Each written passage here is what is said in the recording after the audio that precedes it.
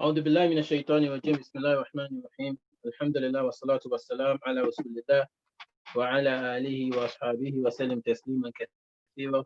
We give thanks, exaltation, magnification to Allah subhanahu wa ta'ala, the God of incomparable majesty. We testify to his oneness. We ask him, we beseech him to send his salat and salutation on the noble soul of Prophet Muhammad sallallahu alayhi wasallam, his household, his companions, and those that thread this righteous path until the day of accountability.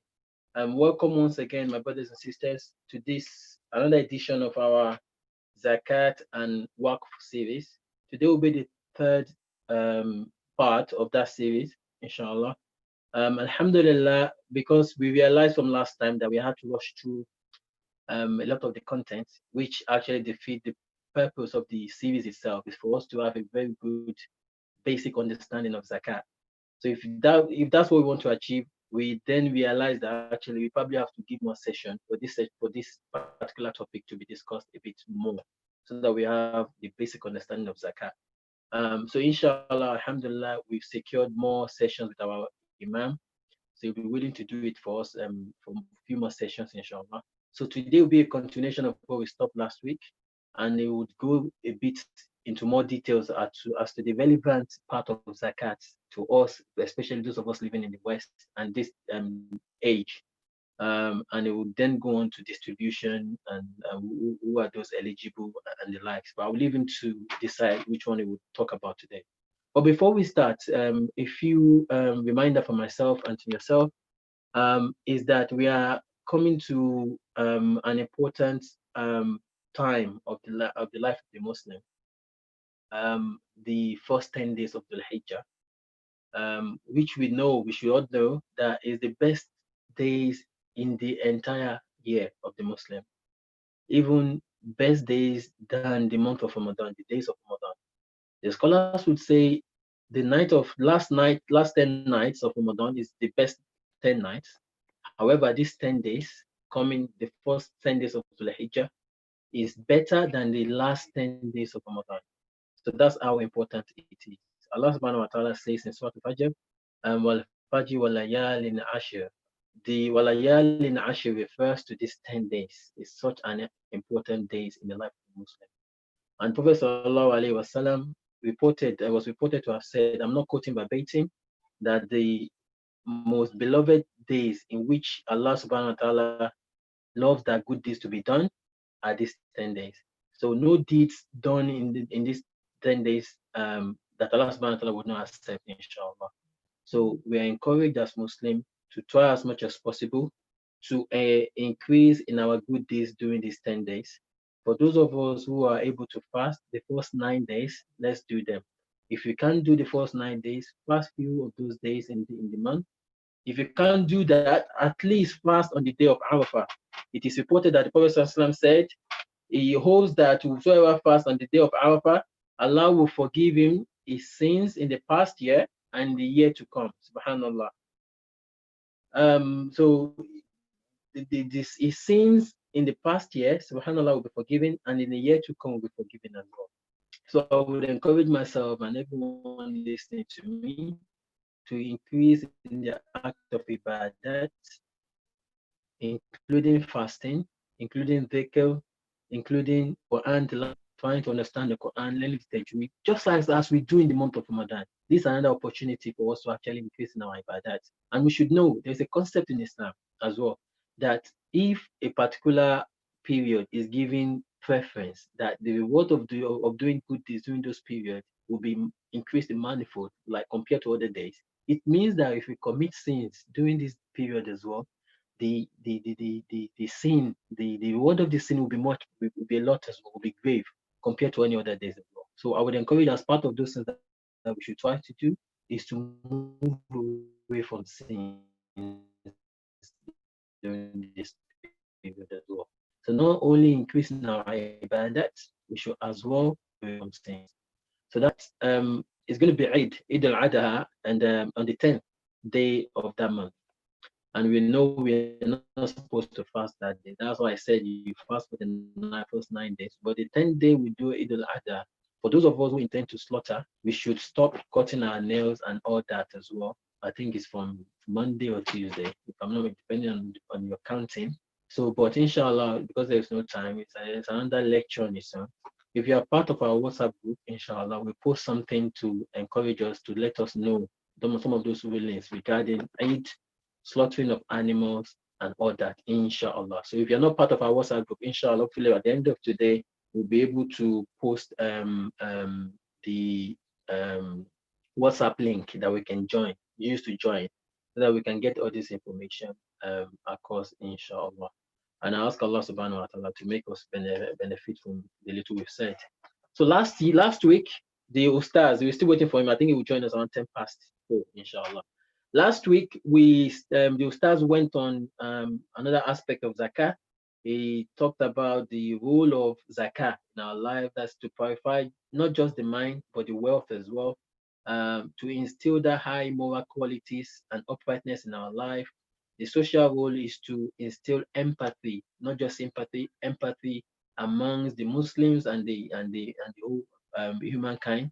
And the fourth was the economic role, which is to make sure the wealth is redistributed from the rich, inshallah. And he went on gold, what's the nisab of gold, and how much do we actually pay when we have gold. He went into about 10 or 11. We went into about, actually it's more than 11. Yeah, 12 different aspects, including salaries for those of us who have landed property, those of us who have animals. How do we do this? How do we then how much of it do we actually give? We went on to that. If you've not listened to it, if you're not part of what last week, or if you type Muslim form of eating onto YouTube, inshallah, you would put you through to our YouTube channel, where you can watch the previous episode of the Zakat series and other lectures on there, inshallah. So inshallah, today let's check if our Imam is with us now. I don't think he's with us at the moment.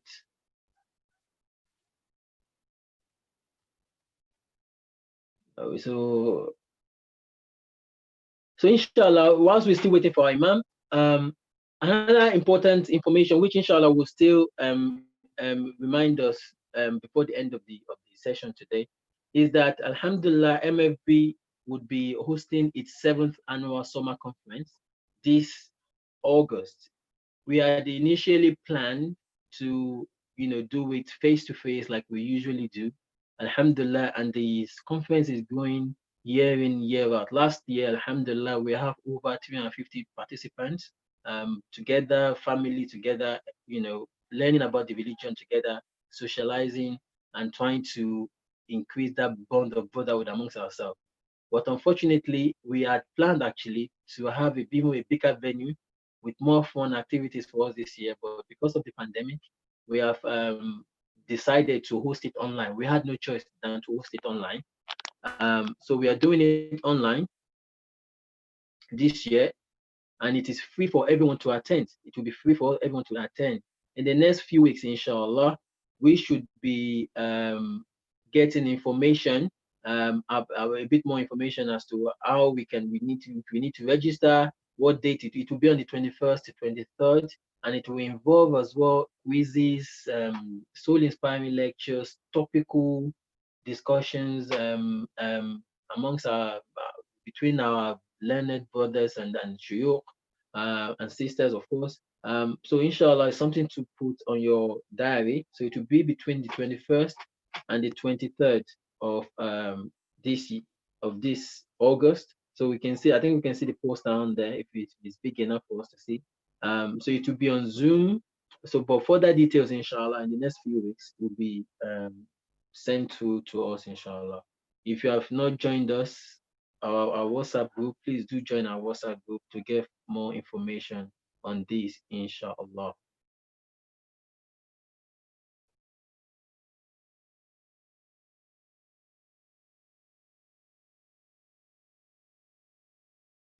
And obviously, like we've said, this summer conference will be free, but that does not mean we're not incurring expenses, and we don't get money from the government or from anywhere. So it is contribution for your goodly contributions and on people that we are able to host this event. So inshallah, before the end of today's session, we would show you or would tell you our account details. If you're willing to take part in this laudable project, and you want Allah subhanahu wa ta'ala to reward you abundantly for everything we do, obviously, to propagate Islam.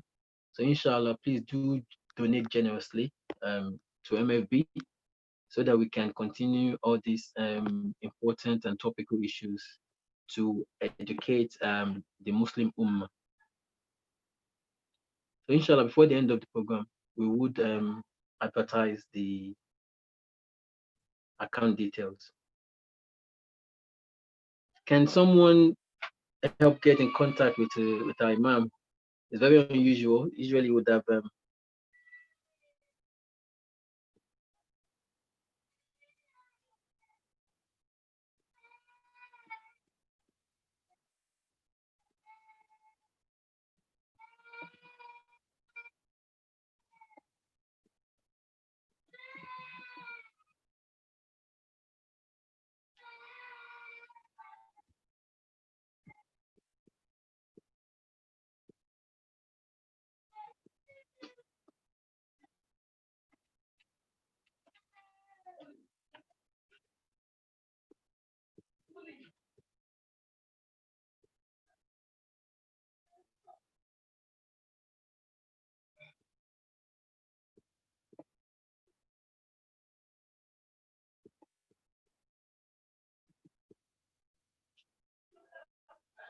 So as we wait for the stars, maybe I should just pinpoint few important aspect that I mentioned last time that I think is more relevant to us is about landed property, for example. For those of us who have land property, he did mention last time that intention of the landed property is quite important. Do you have that land with the intention of building on it or using it for commercial purposes or for personal purpose? If it is personal purpose, obviously it will not be due for zakat.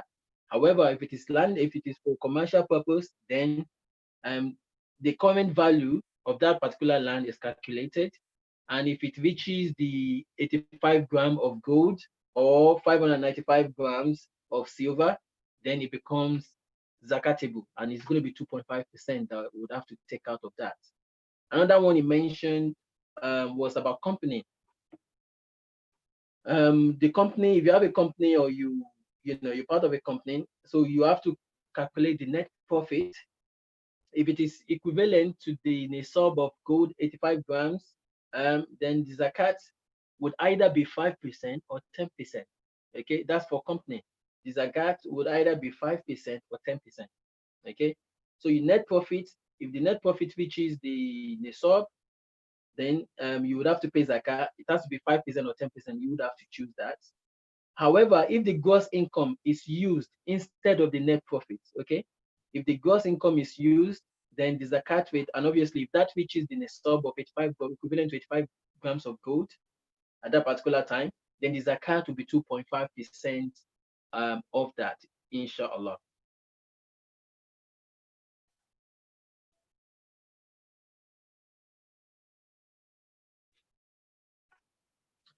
So another thing which I think is quite important for us in this day and age is about salary. Okay, there are three categories according to what you mentioned. If you're a salary earner, there are three categories. Those who, after taking the essential bills and all those that are important bills that they have to pay, and the leftover is above 85. I mean, it reaches the nisab or above it, which is 85 grams of gold, then zakat, it becomes zakatable. So, for example, now if you get £4,000 a month, and your bills say it's maybe about 2,500. So on a monthly basis, you get extra 1,500. Okay, if you calculate that for the entire year, that definitely goes above the 85 grams of nisab. So you become that zakatable. You could be paying this zakat on a monthly basis if you want, be paying it on a monthly basis, or you wait until the year lapses. You don't have, it doesn't matter how much you have left at the time of you're taking your zakat. So what you have to do is that leftover that you calculated, and you should know exactly how much 2.5% of that will be, and you pay that in zakat, regardless of whether your money goes above or below the nisab. Whilst doing that year, it doesn't matter. As long as you, after taking your essential bills, you know that the leftover would definitely reach the nisab when you calculated for the entire year. You can then decide to pay it on a monthly basis, or you pay it at the end of the year, regardless of how much you have at that time. Even if how much you have at that time is not up to the nisab, but you know that you should have been more than the nisab. This is what the Sheikh explained last time as well. So you still have to pay zakat in that. That's the first category. As our Imam here.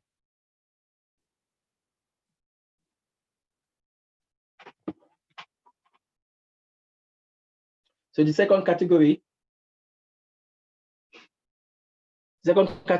is those, if the income is not enough to actually it's just enough to feed them for the entire month. They don't have any left over. So this kind of people, they are not zakatable. They are not zakatable. Then the third category, these are people that even their salary would not be enough to keep them on a monthly basis. They still have to maybe borrow on a monthly basis. Not just that this category of people are not zakatable, they are due zakat as well. We can pay zakat to them. So these are the three categories that the Imam mentioned as well. And on gifts as well, which is a new one for me as well. On gifts, if you are giving gifts, if the gift reaches the equivalent of 85 grams of gold, if it reaches nisab or above the nisab, immediately it becomes zakatable. And he quoted an hadith where Prophet Islam suggested that Aisha, if I'm not mistaken, to pay zakat on a gift that she received. So on gift, if the gift itself, reaches the nisab, zakat becomes payable, which is 2.5% instantly at that point as well. So these are some of those aspects that I think are quite important. Okay, may be worried now.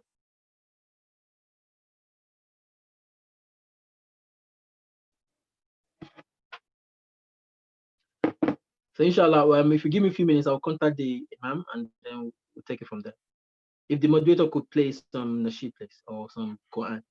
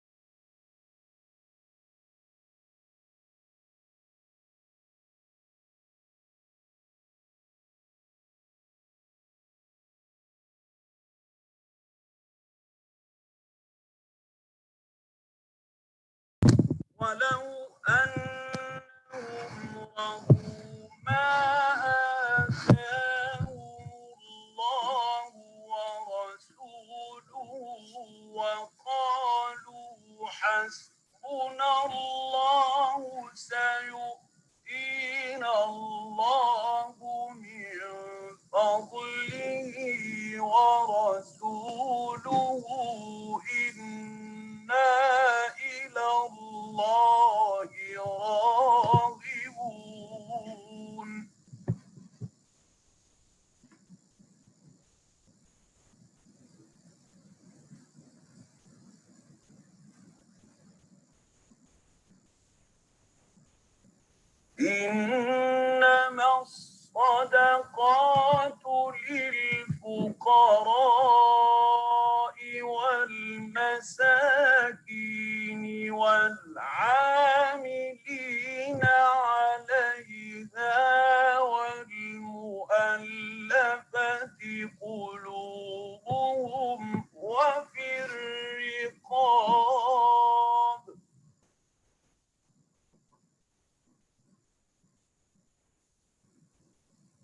وفي الرقاب والغارمين وفي سبيل الله وابن السبيل فريضة من الله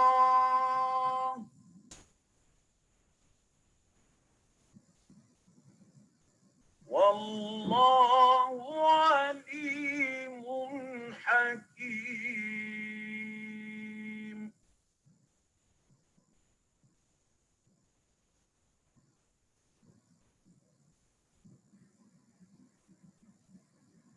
ومنهم الذين يؤذون النبي ويقولون هو أذن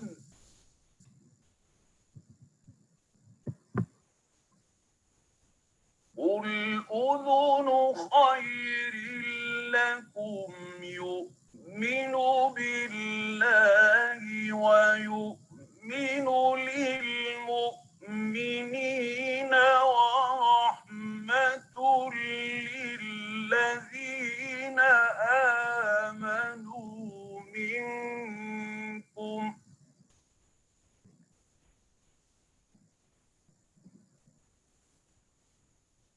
والذين يؤذون رسول الله لهم عذاب أليم.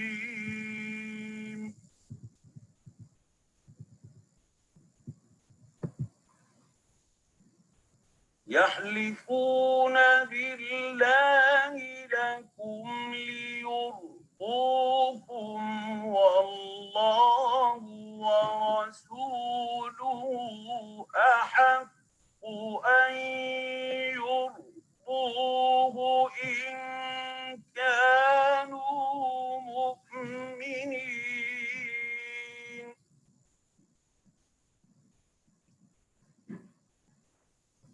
ألم يعلموا أنه من يحادد الله ورسوله فأن له نار جهنم خالدا فيها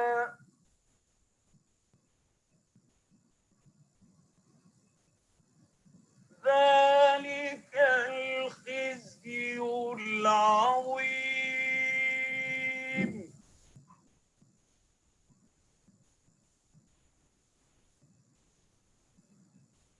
يحذر المنافقون أن تنزل عليهم سورة تنبئهم بما في قلوبهم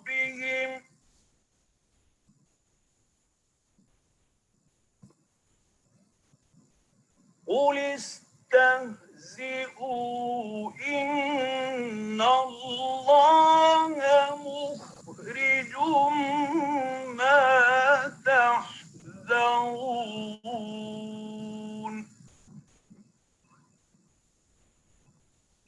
ولئن سألتهم ليقولن إنما كنا نخوض ونلعب قل أبالله وآياته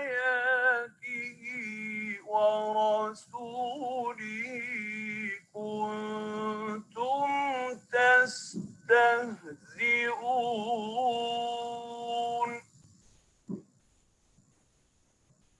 لا تعتذروا قد كفرتم بعد إيمانكم إن نعفو عن طائفة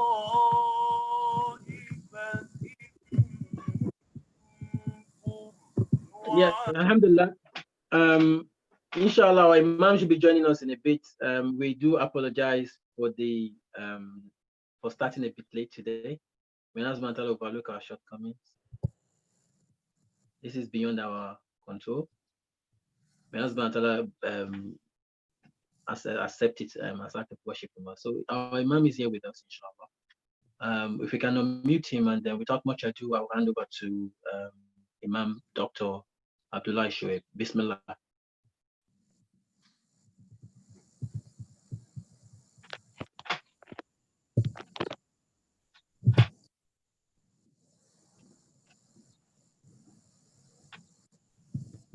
Alhamdulillah, wassalatu wassalamu ala Rasulillah, Muhammadin sallallahu alayhi wa sallam, wa ala alihi wa ashabihi ajma'in, amma ba'd. Assalamu alaikum wa rahmatullahi wa barakatuh. We give thanks, praises to Allah, the most exalted, and His peace and blessings be upon the Prophet of Islam, Muhammad sallallahu alayhi wa sallam, to all members of his household, his companions, all the believers all over the world that invite to be part of Islam. May Allah subhanahu wa ta'ala count you and I amongst these blessed ones in this world and on the day of Qiyamah.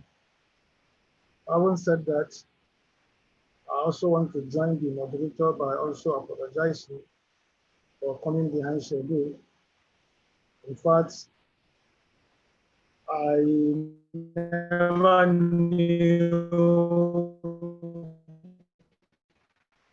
I find myself in this very tight situation, and I didn't want to project that I will not be available today. I came from Abuja by road yesterday, arrived in the night, and been having family meetings here and there. In fact, I've been talking since morning, as early as 9 o'clock. The only time I rested is to break for Salat Zuhr and Asr. So we only hope and pray that the little I'll be able to talk about this evening, may Allah accept it from you and I as an act of ibadah. At the last time we spoke, we were looking at some of the zakatable items, and we've mentioned quite a few of them. And if I can still recall where we stopped, I think we have talked about, salaries, mentioned that. We also talked about contracts, as well as for rental businesses. Today, I'm going to go into some of the other zakat items which has to do with animals. The other time, the moderator was saying that, we're talking about cattle and milk, and we're talking about 2.5%, whatever. I say, yes, I have not touched really the animals. So on zakat on livestock, number one, looking at camels, the juristic verdict is that there is no zakat on any camel that is less than 5. If the farmer has 3 or 4, there is no zakat on them. Zakat, the sum of zakat for camels starts from 5. And this thing is staggered in ranges. So between 5 and 9 camels, if somebody has that in stock, the miqdaru zakat, that is the zakat rate expected to be taken out, is 1 sheep. So as the number increases, ditto for the number of the zakat that will be paid. So any camel from between 5 and 9, the zakat rate is 1 sheep. So between 10 and 14, it is going to be 2 sheep. So between 15 and 19, it's going to be 3 sheep. So between 20 and 24, it's going to be 4 sheep. Now, so between 25 and 35, This has to do with technical calculation. It is only those who are very vast and conversant in these livestock that we know. So somebody like you and I may just be looking at these animals that we cannot distinguish, or we cannot tell exactly what are the differences. So on camel, between 25 and 35, what is going to be taken out is called bintu makhlad. The camels have, different names, just like we have in human beings. We have adolescents, we have, youth, we have average, we have, the elderly ones, and then we also have what we call, the citizens. That is, people who are in their, maybe octogenarians upward. So within the animal kingdom itself, with regards to the camels, any camel that is between 25 and 35, the miqdaru zakat that will be taken out is what is bintu makhlad. And bintu makhlad is a female camel. A female camel between the age of 1 and 2 is called bintu makhlad. So if this camel are put before us, ordinarily, if somebody is not well versed with this camel, he may not even know the difference. So anything between 36 and 45, it will change from bintu makhlad to bintu labun. Bintu labun is older than bintu makhlad. So bintu labun is a female camel between the age of 2 and 3 years. Bintu makhlad is between 1 and 2 years, female camel. But bintu labun is between 2 and 3 years. If the camel are between 36 and 45. Now again, if the number goes up between 46 and 50, the zakat rate that we pay will be on hikko. Hikko is different from bintu labun, is different from bintu makhlad. Hikko is a female camel between the ages of 3 and 4 years. That is, when somebody has a camel that is up to 46 and 50, then you take out hikko, not bintu labun, not makhlad. But if the number again goes up from 61 to 75, what is going to be taken out will be another female camel between the ages of 4 and 5 years called jaza'a. So we can see the difference from bintu makhlad between 1 and 2 years, female camel, bintu labun between 2 and 3 years, female camel, hikko, another female camel between the age of 4 and 5 years, and if the number increases from 61 to 75, the person will give out jaza'a, another female camel between the ages of 4 and 5 years. Now, when the number again goes up to 76 to 90, 76 to 90, what is going to be given out will now be 2 bintu labun. 2 bintu labun. You know, bintu labun is a female camel of ages between 2 and 3. So any number from 76 to 90, the person will give out 2 bintu labun. So if the number also goes up from 91 to 120, the person will give out 2 hikko. 2 hikko. 2 hikko is a female camel between the ages of 3 and 4. So as the number goes up, the zakat rate also goes up. So if the number is between 1 and 21, between 121 to 129, what will be given out in this case will be 3 bintu labun. 3 bintu labun. So if I can go on and on to be giving us the variations in this zakat rates. And you can also see that the nisab of the zakat also differs. So that is how zakat is to be taken out on camel. But there are some argument among some scholars, which is where I'm not going to go into, because it's going to take most of the time we have to discuss. They said this is a range between 5 and 9 camel. You give out 1 sheep. So if somebody has, 6 or 7, it's not up to 9. What are we going to give out? These are areas where scholars have been dragging it among themselves. Some believe that it is a range.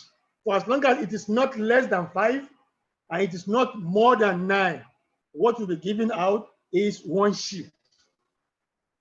While others are saying, of course, it cannot be 1 sheep, because in terms of value, if we are to translate that into monetary value, we will not get the full value of that particular nisab.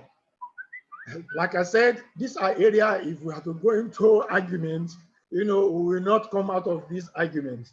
But for the purpose of understanding, these are the variations in the different ranges in terms of the numbers of the camel. As the numbers increases, the zakat rate also will go up, and it changes up to 200, between 200 and 209. What is going to be given out will be 4 hikka and 5 bintul labun. If it is between 200 and 209, 4 hikka and 5 bintul labun. So these things varies like that. That is with regards to camel. Now let us come down to the zakat rate and the nisab of zakat for cow. Cow are different from camel. The juristic verdict is that there is no zakat on cow if they are less than 30. If the cow are 29, there is no zakat on them, unless somebody now wants to compute, cow and other, livestock that they have to now give us what is their monetary value in the market. But with regards to using of cow to give out zakat, it starts from 30 upwards. So between 30 and 39 cow, the zakat rate that will be given out, that is the nisab. The nisab is 30 to 39. The zakat rate that will be given out is 1-year-old cow. 1-year-old cow will be given out. Again, those who are breeding these livestock, they know they can differentiate between a 1-year-old cow, a 2-year-old cow, a 3-year-old cow. They can differentiate very well.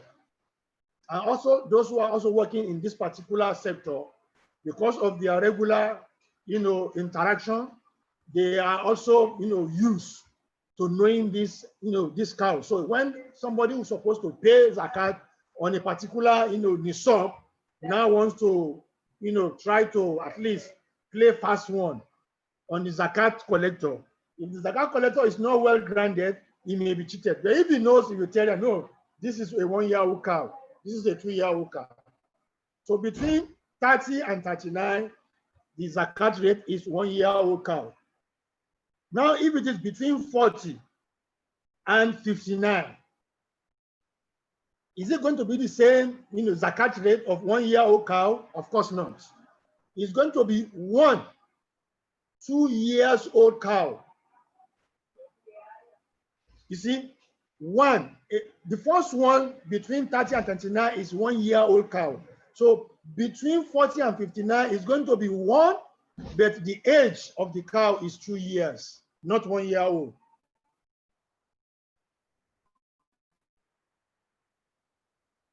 So between 60 and 69, the zakat rate is going to be 2 1-year-old cow, taking us back to the beginning. We said between 30 and 39, the person would pay 1-year-old cow.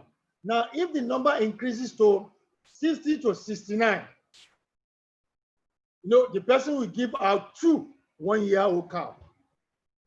So if the number also goes up to 70 to 79, then the person will give out 1 year old cow plus 2 years old cow. So if the number is between 70 and 79, he will give out 1 year old cow plus 2 year old cow, making 2 cows to be given out. One is 1 year old, the other one is 2 year old combined together. Is different from between 60 and 69, which is 2 1 year old cow. So these are the area where I said with livestock, there are a number of technicalities. So if the number also goes up to 80 to 89, the zakat that is going to be given out on such a cow will be 2 years old cow. 2 years old cow will be given out. So as the number goes on and on, it changes up to when the cow is up to between 120 and 129, the person will give out 3 2 years old or 4 1 year old, cow. As the number goes up like that. That is with regards to cow. Now let us come down to goats or sheep. The juristic verdict also on goats and sheep is that there is no zakat on any goat or sheep that is less than 40. Between 1 and 39, there is no zakat on them. But if it is between 40 and upward, then those sheep or goats are liable to be, zakat is liable to be paid on those sheep. So their number also varies. The nisab varies, then the zakat rate to be paid also varies. So for example, between 40 and 120 goat or sheep, the zakat to be paid is 1. That is 1 sheep or 1 goat. Between 40 and 120 goat or sheep, you only take out 1 sheep to be paid as zakat. So between 121 and 200, it becomes 2 goat or 2 sheep. Between 201 to 300, it becomes 3 goat or sheep. Between 301 to 400, it becomes 4.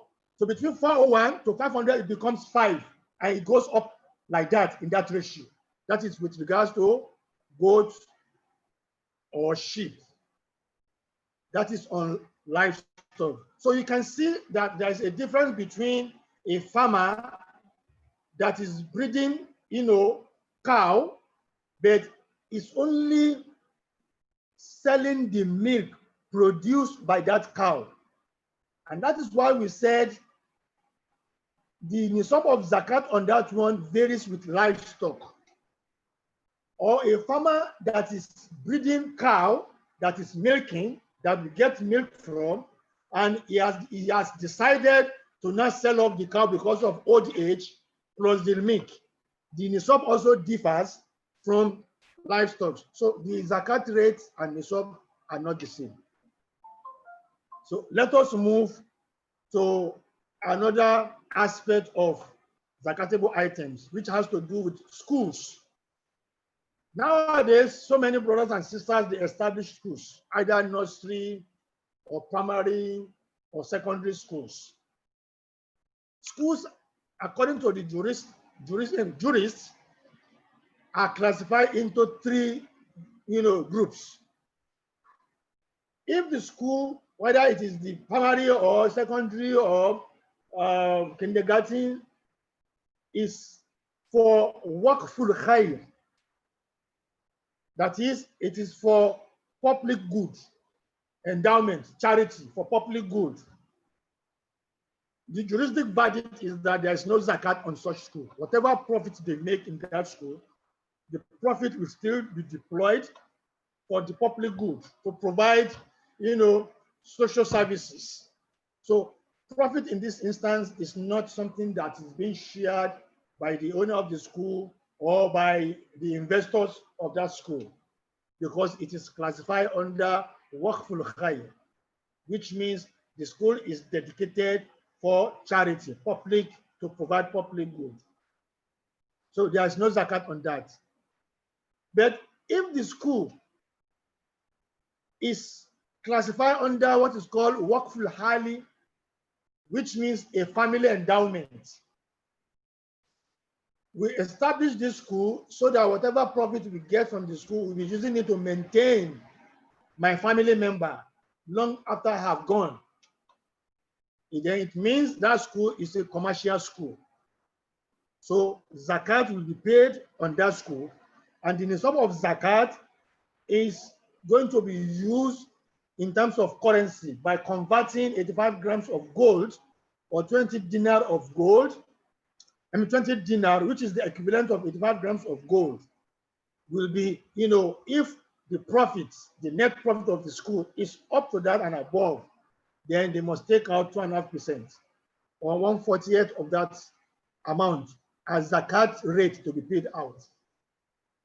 The third category of school is the one that is a hybrid.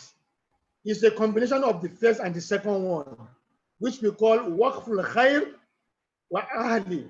That is, we are combining the two. Both part of whatever we get from the school will go for public, provision of public goods, social services, and then part of the profit also will go into taking care of the family of the endower of that particular school. So it is called hybrid, Waqful Khair wal Ali. So it can also be in the case of maybe investors. An institution can go into a business with an individual. The individual may be interested in doing business. I may have an Islamic organization belong to it and say, oh, there's these two investors who are willing to put down their money to establish school. And we have the expertise to provide the human resources that can drive it. So we now have our agreement. It's either 40-60 or 50-50. Whatever that is going to be due to us in terms of the net profit to be shared will be based on that ratio of profit sharing. If the individuals will collect 60 because they are doing business not for charity, then the remaining 40% is, it belongs to an Islamic organization which is out to provide social services. So zakat, when the net profit has been determined, zakat will only be due on the 60% that is going to the individual's investors. But on the 40% of the profits, zakat will not be due because the purpose which zakat wants to perform is what that particular workforce is also doing. So that is why there is no zakat on it. So such is an hybrid school. So whoever is going to a school should understand this very, very well. So at the beginning of starting the business, the intention must be made clear. Are you going for profit, that is commercial, or you are going for social service? That is with regards to school. Now let us come down to issue of shares. There are different types of shares. So we have to understand this. There are two types of shareholders in any business who are liable to pay zakat, provided the value of the share is up to the nisab of 85 grams of gold and above, or 20 dirham. The first category of shareholders are those who buy their shares as an investment share. That is, the intention is that I'm buying this share so that I'll be having a return on investment from the share. So such a person is liable to pay zakat at the book value, not on the market value, on the book value, because the share is an investment that will be generating returns on investments, either biannually or annually. So for as long as the value of the share is up to the nisab of zakat on gold, the person will pay zakat on the book value, not on the market value. Because zakat is only liable on the zakatable assets of the company. Such as we are talking of their cash, their gold, or their silver. And the nisab of zakat is the 85 grams of gold, and the zakat rate is 2.5%, which the person has to pay. So what usually we tell such shareholders is that they should calculate the percentage, that is that 2.5% of zakatable assets the company has, and then pay zakat on that percentage of the value of the shares. If the profit is made at the end of the year from that particular share, zakat also has to be paid on the profits. Zakat has to be paid on the profit. In other words, what we are saying here is that zakat must be paid on the capital. That is the zakatable assets, such as the gold, the cash, the silver, and on the profits made on the share investments. This is in line with the fatwa, of the Lajnatul Da'iman. And of course, again, when we look at the position of Sheikh Ibn Uthaymin, is also, opined that if the wealth of the company, for instance, is in the form of a product other than gold, silver, or cash, Ibn Uthaymin fatwa is that zakat is not liable. If the product, like I said, of the company is in the form of,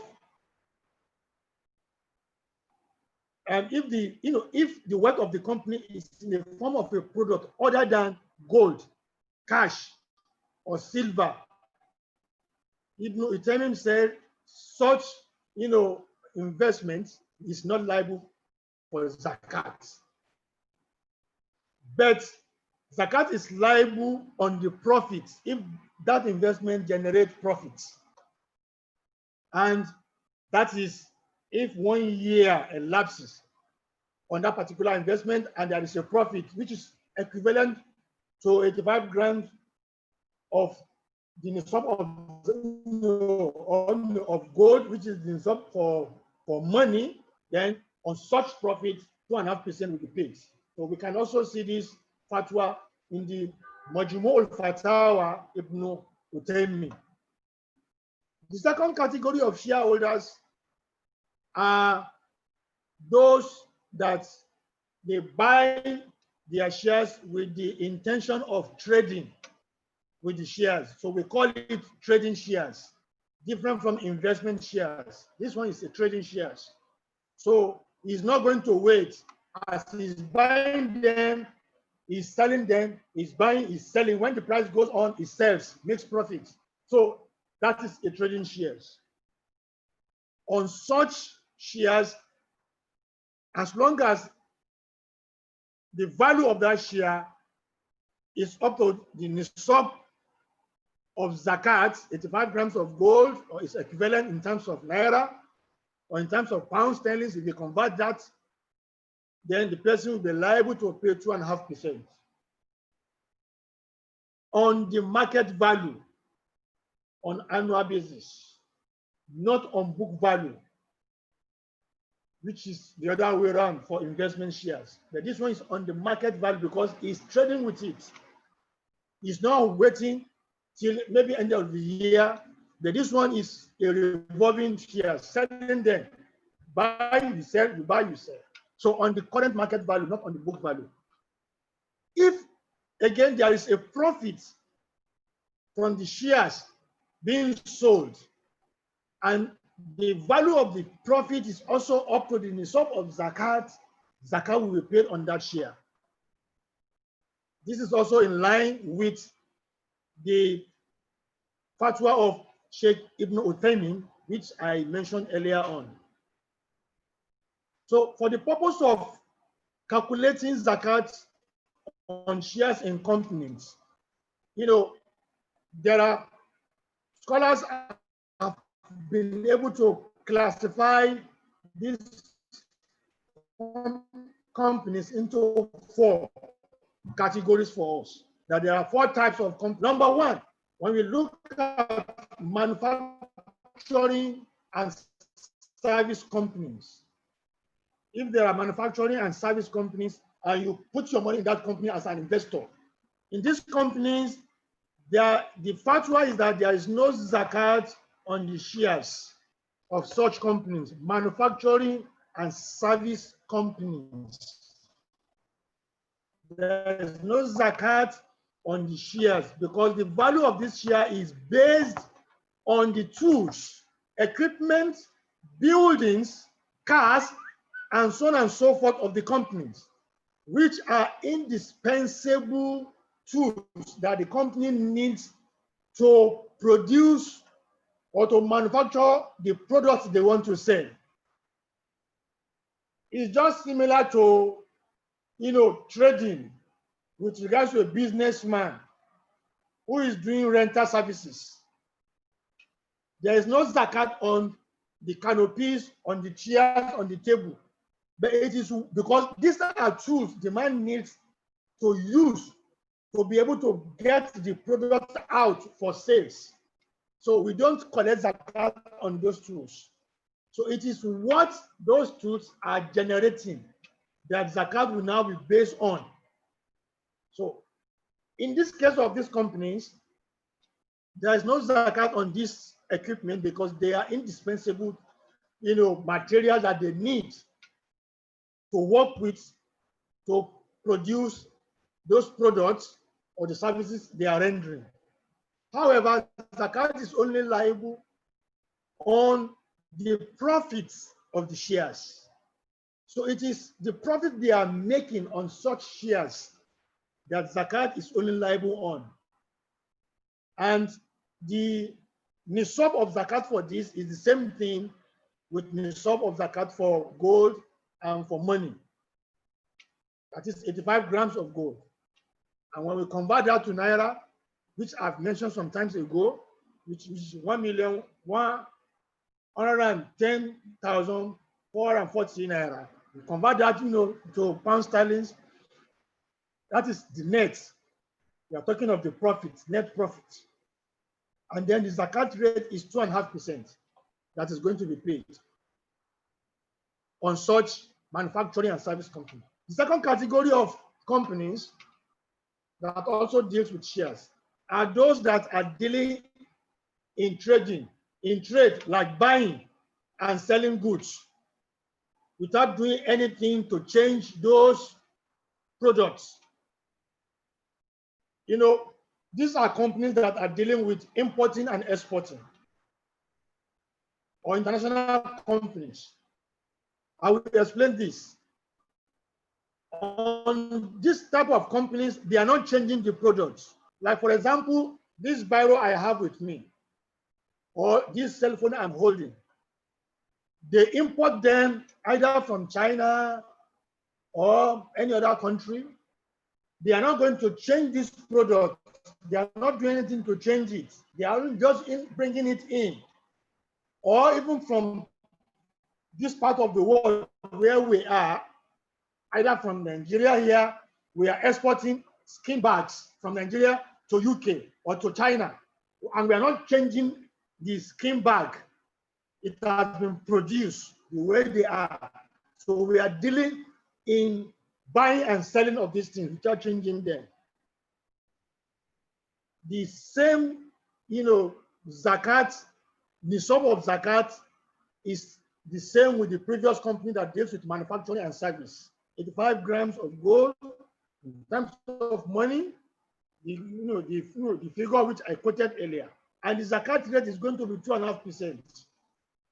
After deducting the value of the tools, that is, if we are producing this bag, for example, all the tools with which we use in producing them, we remove what is the value of these things Either, we are talking of the manufacturing, we are talking of the building, we deduct all of them away completely. And the net value of the building or the tools that we are using, the net value of it will now be calculated by looking at the annual budget of the company. Because in each company in their financial year, they will give you the value of all these things. They are always there in the annual account book. We look at it. So looking at the value of such, we will now be able to assess those goods we are selling. So if the value is up to the nisab of gold, and then the zakat rate to be paid is 2.5%. The third category of companies dealing in shares are manufacturing and trading companies. They are manufacturing, then they are also trading. These type of companies are the ones that they buy raw materials. For example, we import raw materials from any country. For example, if I'm doing business in UK, I import raw materials from Nigeria. Maybe wools, for example, they are raw. We then export them to UK. When it gets to the company in UK, the company in UK, textile industry, for example, they have the machineries, they have the plants. They will now transform the raw cotton into threads or woods. So in this case now, the company is a manufacturing company and also trading.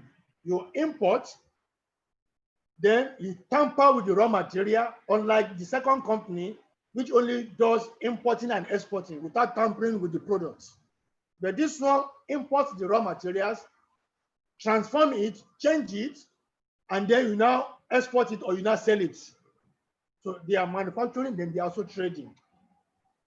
So on such companies, the rulings on the zakat ruling on them also applies. The same thing applies with the first company in terms of paying 2.5% after deducting the value of the equipment owned by the company, which we can always get from their account book, their annual account book. And then they now pay 2.5% if whatever they get is up to the nisab and above. The last type of company under this has to do with agricultural companies. If you recall during the previous lecture or discussion,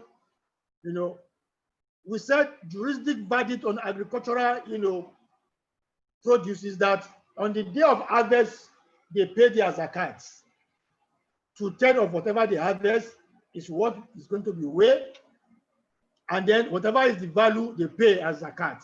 1/3 goes back to the farmer. But in this case of companies, it is important to understand that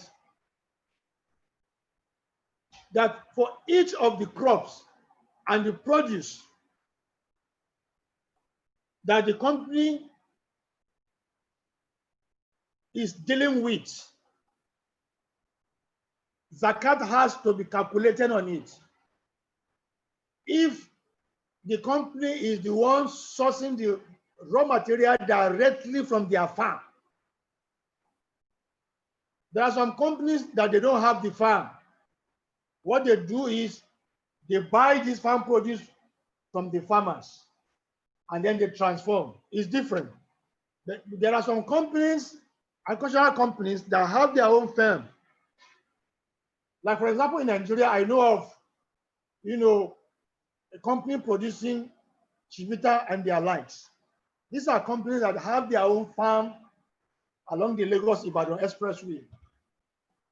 So such companies will pay zakat directly from the farm before it goes back to the factory, before they transform them to finished products. But if it is the other way around, for companies without farm, they buy it from the farmers. Such companies will only pay zakat based on the same rulings we gave with regards to manufacturing companies and trading companies that after deducting the value of the plants or the tools with which they use in getting this finished product out, if whatever they get is up to the nisab of zakat of gold or money, the zakat rate is the same throughout, which is 2.5%. So we can also get evidences for this ruling in a book called Al-Mawsu'a Al-Fiqhiyya, where Islamic jurists gave the ruling which I've just given out as the nisab of zakat on such complaints. And the same thing also applies, with the rulings of scholars like Sheikh Abdurrahman Isa in one of his books, which he wrote called Al-Mu'amalat Al-Haditha wa Ahkamuha, talking about, contemporary social intercourse and their rulings. The same thing applies to Sheikh Abdullah Al-Basa, and of course, one of the contemporary sheikh of our time, Dr. Wahaba Az-Zuhaili, in Majalat al-Majmu'atul Fiqhi, which he also wrote, also concurred with this. But we should also recall that the zakat rate on farm produce are completely different from other type of companies which we mentioned the other time.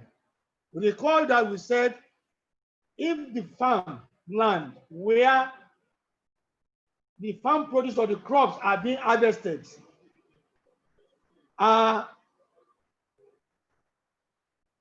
farmland where natural irrigation were deployed to produce those farm produce, what is expected to be given out as zakat rate? If it is natural irrigation, it is 1/10. But if it is artificial irrigation, it is going to be 1/20 because of additional expenses that will be incurred in the course of doing the farming. So Islam is very considerate, also take into cognizance extra effort, extra expenses that will be incurred. But if it is a hybrid, partial natural irrigation and partial artificial irrigation, then the ruling is going to be 7.5%, which is in the middle course. That will be the zakat rate for such. So that is on, we have touched on areas that has to do with zakatable items. We have talked about, salary earners. We have talked about trading. We have talked about landed properties or land. We have talked about, professional fee that we charge. We have talked about gifts that, somebody is giving gifts. If it is up to the sum of zakat, for as long as the person is not a poor person that has debt, and what the person will pay. And we have also talked about shares, different, types. Let me also now move to some of the zakat beneficiaries. Like we all know,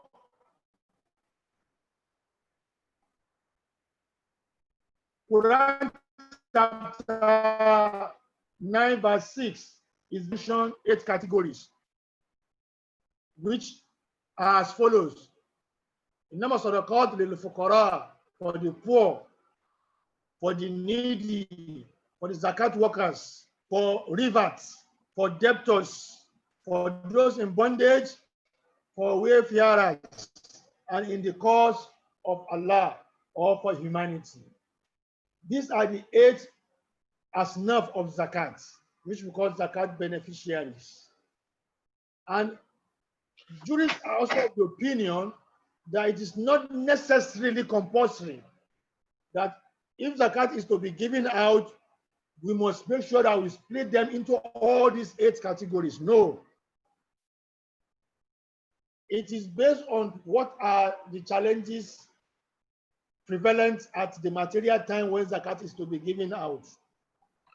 Assalamu alaikum, Imam. Now, alaikum salam to life.